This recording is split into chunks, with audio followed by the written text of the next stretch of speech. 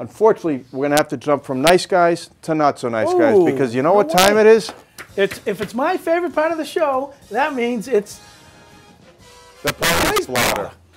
Well, unfortunately, somebody by the name of Orr is in trouble. No way. Yeah, Leon Orr. Oh. Florida defensive tackle Leon Orr has settled 2 misdemeanor drug charges.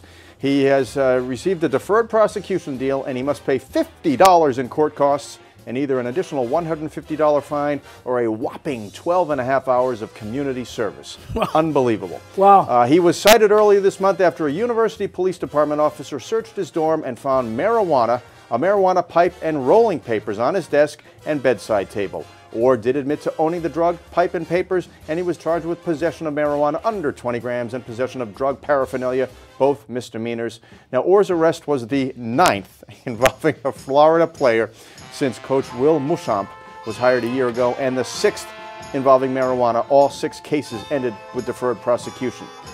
You all know what's next. You never heard of Bobby Orr being caught with marijuana, did you? No, or any of the Orr family. Nope. Colton Orr either. No. Nope. And there's another tough guy playing for the Rangers. Nope. And the Bruins. Yep. And the Bruins. Down in the minors now. Yeah. But he might be back. Concussion problems.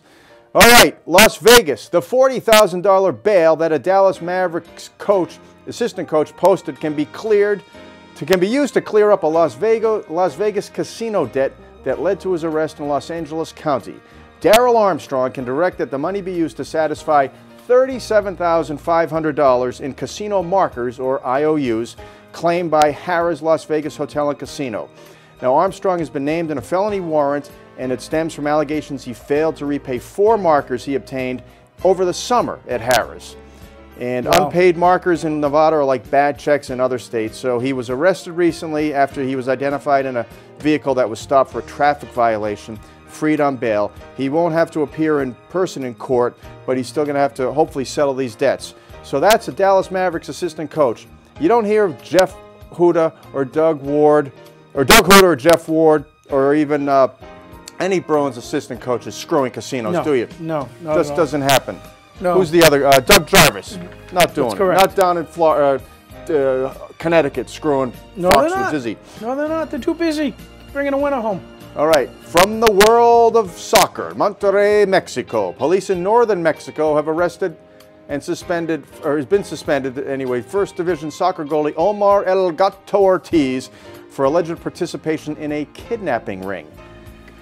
Ortiz is under suspension after testing positive for steroids when he was playing with Rayados of Monterrey. He allegedly worked with a gang responsible for at least 20 kidnappings, and his job was to select the victims, who allegedly included the husband of singer Gloria Trevi. I'm not familiar with her. Ortiz and 3 alleged accomplices had been arrested and have no lawyer. Good idea. So that's what soccer goalies in Mexico do.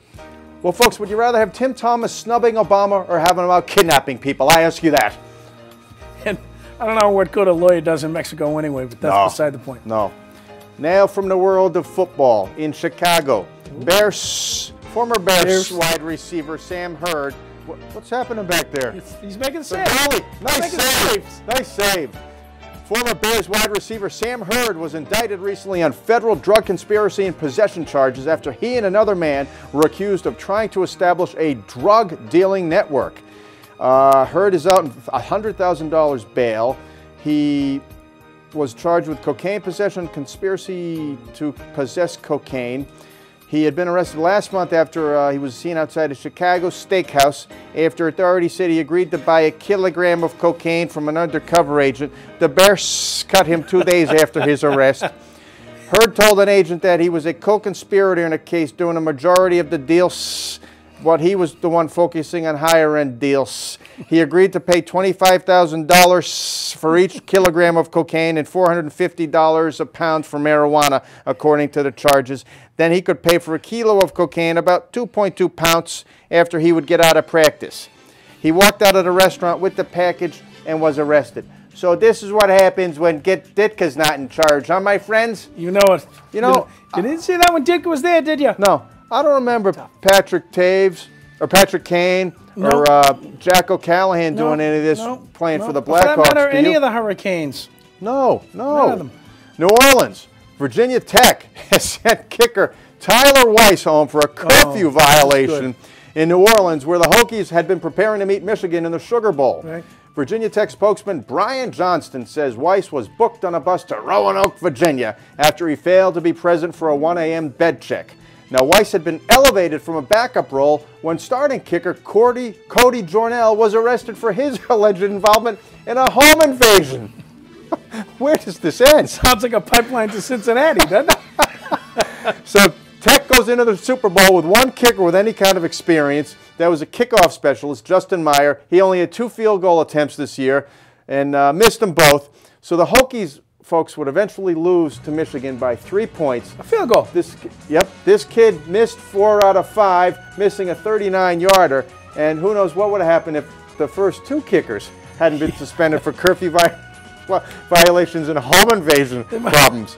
So, you know, folks, this is Tyler Weiss, Mr. Curfew. You never hear of Tyler Sagan missing time-related team rules. Well, not at all. Well, maybe you do. But that was minor. Not a big deal. Not a big deal. Yeah. Another gem from the world of college football. New Mexico redshirt freshman quarterback Ryan Trujillo was arrested on charges of domestic violence last week when he allegedly sprayed his girlfriend with her own pepper spray, according to reports. Now, evidently, Trujillo became upset when he saw his girlfriend eating with a friend at a restaurant in Albuquerque, and he became agitated and took his girlfriend's keys and went to the parking lot.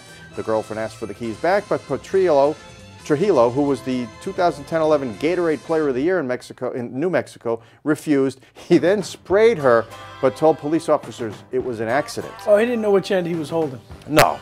I'm sure. So the girlfriend got the keys back after a struggle and some help from the restaurant's employees. So that's how Ryan Trujillo treats women. You never hear of Ryan Callahan from the New York Rangers macing his girlfriends, do you? Or Ryan Malone from Tampa? No. Doesn't happen. No. Doesn't happen. From the world of tennis, rising Australian tennis star Bernard Tomic was involved in a tense standoff with police the other day after they tried to pull him over for alleged traffic offenses in his $159,600 BMW sports car, which happens to be orange. The Wimbledon quarterfinalist, who's only 19, has a provisional driver's license, but was given an exemption that allows him to drive this high-powered car to and from his Gold Coast training base. This standoff happened after he caught the attention of police twice in one day. He was first stopped by officers in Queensland with his girlfriend in the passenger seat, and then later he was issued a couple of fines for driving the vehicle in breach of his provisionary license.